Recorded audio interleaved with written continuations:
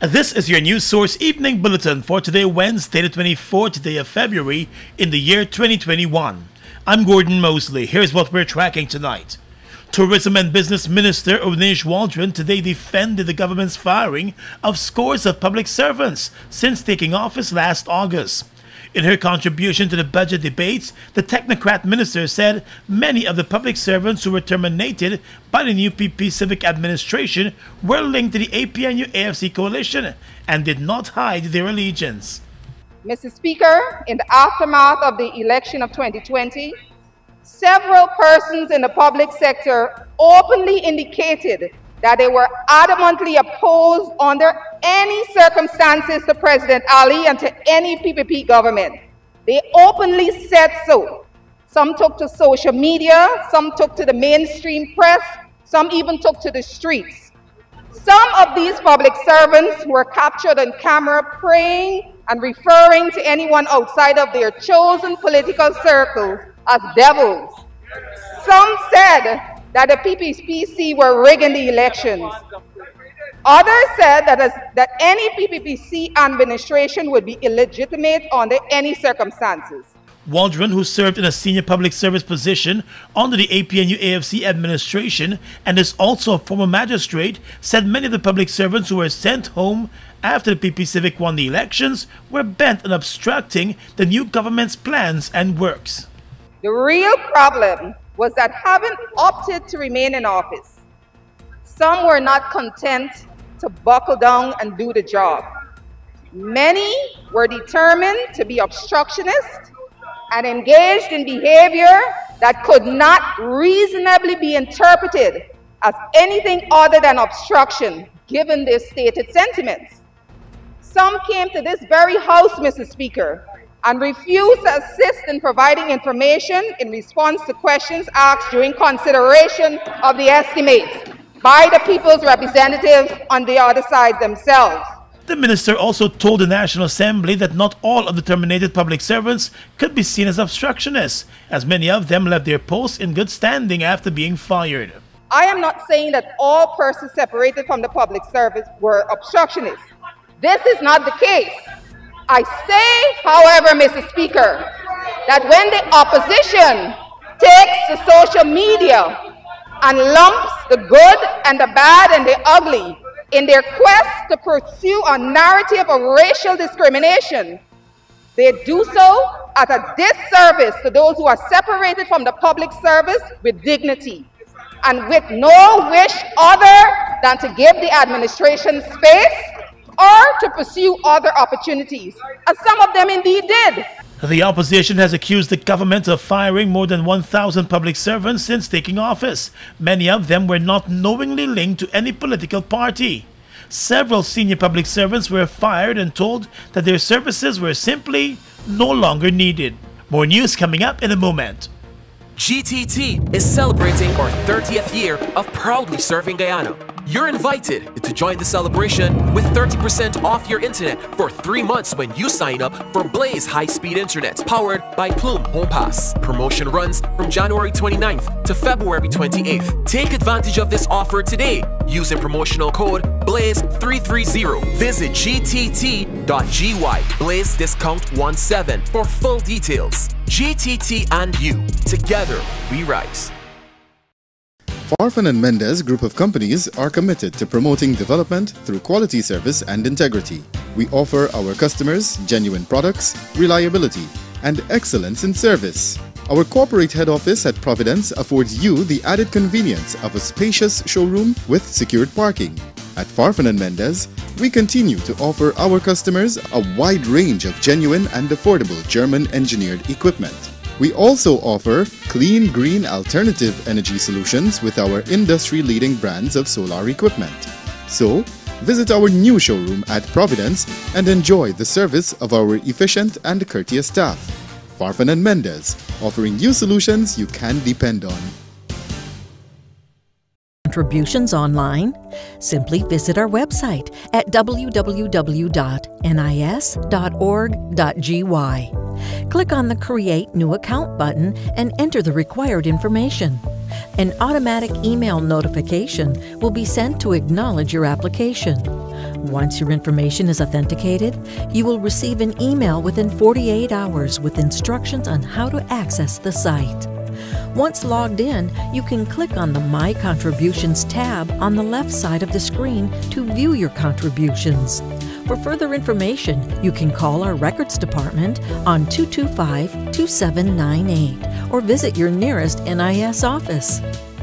This is Annie Bina. She's a clothing designer. She also likes to hang out with her friends. However, a life-changing event is about to occur. The mosquito that bit Annie Bina is infected with a tiny worm that causes lymphatic filariasis, also known as filaria. But what is filaria? Filaria is a disease that affects a person's lymphatic system, causing legs, arms, breasts, or scrotum to swell and eventually remain in a swollen state that cannot go back to normal. Filaria shows no symptoms during the early years. Untreatable chronic symptoms can appear as late as 20 years after infection. Since there are no symptoms in the beginning, most infected persons do not know they're infected, like Annie Bina. When the symptoms begin to appear, nothing will be able to make them disappear. Are you sure that you've not been infected like Annie Bina? What can you do then since you see no symptoms? Take your pills. Prevention is the best cure.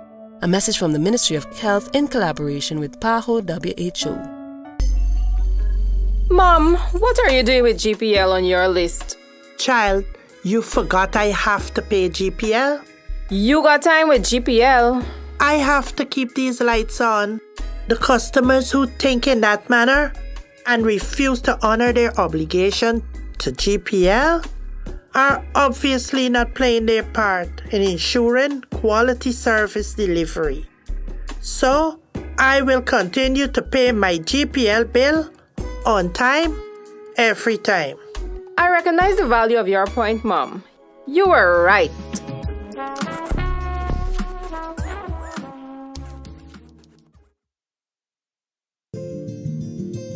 GBTI is your Guyanese bank, a bank that understands every customer's unique needs, opportunities, challenges, and financial concerns. At GBTI, we see you for you. Whether you're buying a new home or car, planning your next vacation or retirement, saving for your child's future, or whether you're ready to take that bold step of investing in your dream business idea, we are with you every step of the way. We hear your stories and watch you focus on your dreams as we share your aspirations. We are more than just banking. We are a family. We are part of your community. Our commitment extends way beyond the walls of our branches and is demonstrated every day in the opportunities we provide to our individual and business customers. The support, time, and commitment we give back to communities across Guyana to help improve the lives of our Guyanese families. Because we see Guyana through your eyes. Fuel it up and drive, Super 95. Fuel it up and drive, Super 95. Protect your fuel system, boy. High mileage and performance, boy. Guy Super 95 gasoline gives you more reasons to drive and is available at 56 service stations nationwide. For affordable price, high performance, and high mileage, choose Guy's Super 95 gasoline. Fuel it up and drive!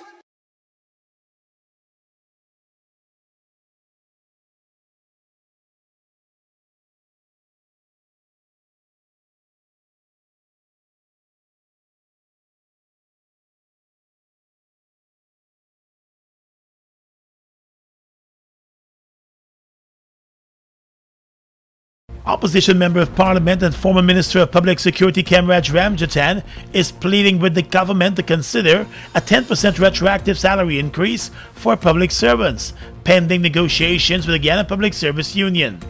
In closing his 35-minute presentation during the budget debates this morning, Mr. Ramjatan said he has a simple demand for the government. I propose that there be a wage increase of 10% across the board, retroactive to January, pending the final negotiations with all stakeholders in government. and in the GPSU, and in the public service other unions. The government has not made any official announcement in the budget of a possible wage increase for public servants this year, although the Vice President has claimed that there is money in the budget to cater for salary increases. The political opposition has since been demanding that the government makes an announcement. Mr. Ramjatan said the coalition intends to advocate for a higher percentage, but believes that for now a 10% retroactive increase could assist public servants more. Well, hours after the Speaker of the National Assembly threatened that he will have all persons in the compound of the Arthur Chung Convention Center searched after a personal laptop belonging to Member of Parliament Cathy Hughes went missing, the laptop resurfaced. The opposition Member of Parliament confirmed to news source this evening that her Apple laptop, which was removed from her bag during the lunch break, resurfaced during the afternoon break. She said there were no witnesses to the return. Hughes said she's not buying the story that it was found behind her seat, since after the laptop was discovered missing, she was joined by other members of Parliament and they searched the entire area where she sits in the Assembly. She said she searched the area thoroughly before she raised the alarm about the Apple MacBook being missing earlier in the day. The former government minister said she has asked for the security cameras at the Arthur Chung Convention Center to be reviewed since the laptop was missing for several hours and it is clear that it was removed from her bag. Earlier in the day, Hughes had explained that she left the laptop in the parliamentary chamber in her bag as she stepped out with the other members of Parliament for lunch in the same building. When she returned to her seat for the afternoon session, the laptop was gone from the bag, but several other documents were still in the bag. A frustrated Speaker of the National Assembly, Manzoor Nadir, said he was not happy with what occurred. The National Assembly has been meeting in the Arthur Chung Convention Center for its sittings in keeping with the COVID-19 recommendations for physical distancing. Outside of parliamentary staff, there are scores of police and security officers, drivers and bodyguards who frequent the building during the sittings. A murder convict who was serving an 81-year jail sentence for the execution-style gunning down of a 72-year-old woman has died from COVID-19. Sources at the Guyana Prison Service have confirmed the death of convicted prisoner Kevin October. He was a patient of the coronavirus intensive care unit for several days and slipped into a coma as his health deteriorated.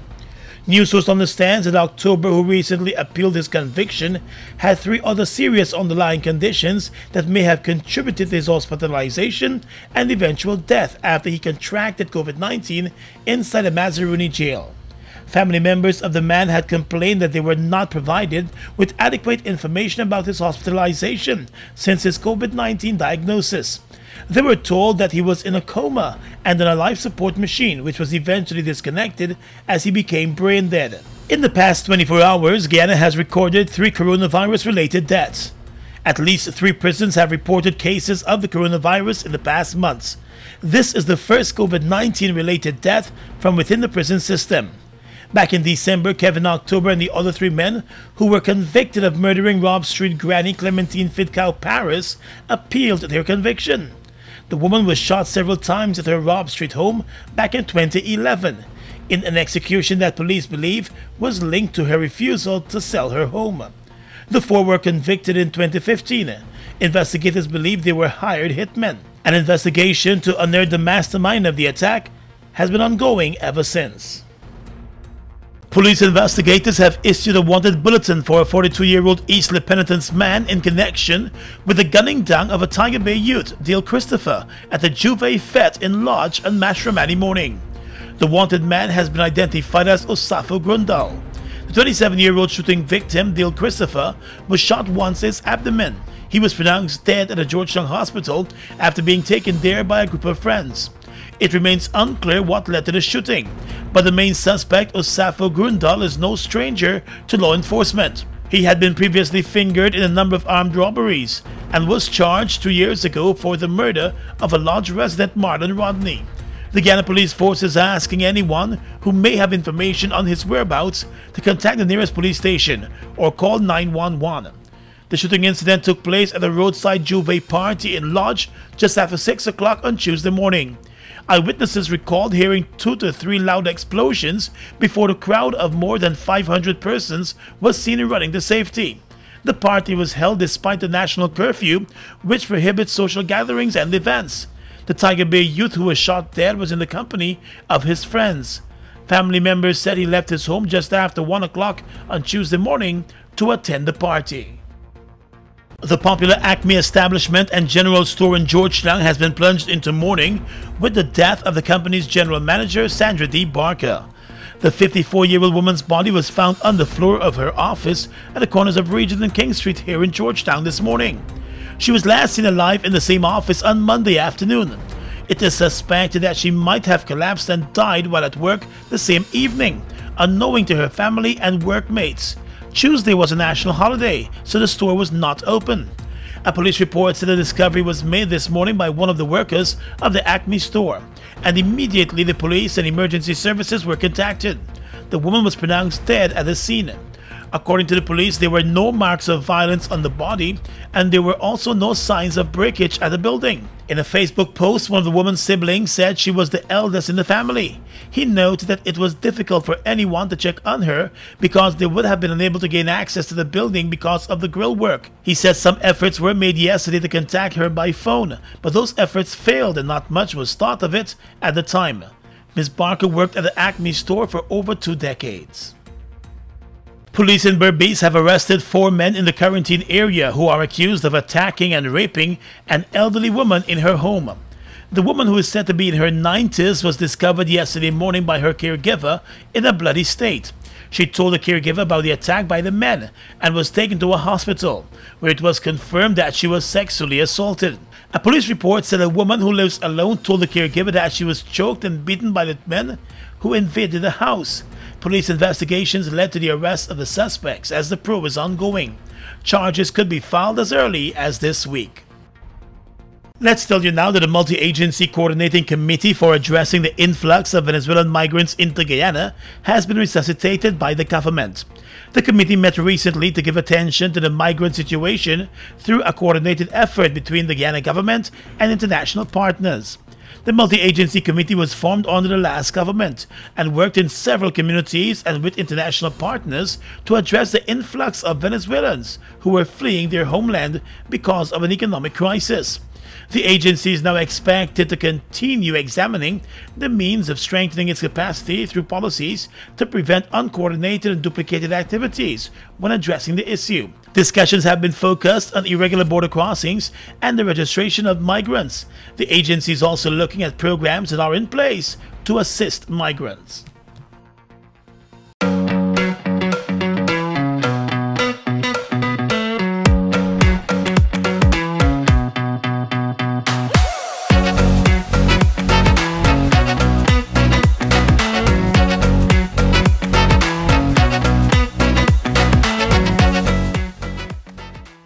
This is Annie Bina. She's a clothing designer. She also likes to hang out with her friends. However, a life-changing event is about to occur. The mosquito that bit Annie Bina is infected with a tiny worm that causes lymphatic filariasis, also known as filaria. But what is filaria? Filaria is a disease that affects a person's lymphatic system, causing legs, arms, breast, or scrotum to swell and eventually remain in a swollen state that cannot go back to normal. Filaria shows no symptoms during the early years. Untreatable chronic symptoms can appear as late as 20 years after infection. Since there are no symptoms in the beginning, most infected persons do not know they're infected, like Annie Bina. When the symptoms begin to appear, nothing will be able to make them disappear. Are you sure that you've not been infected like Annie Bina? What can you do then, since you see no symptoms? Take your pills. Prevention is the best cure. A message from the Ministry of Health in collaboration with PAHO WHO.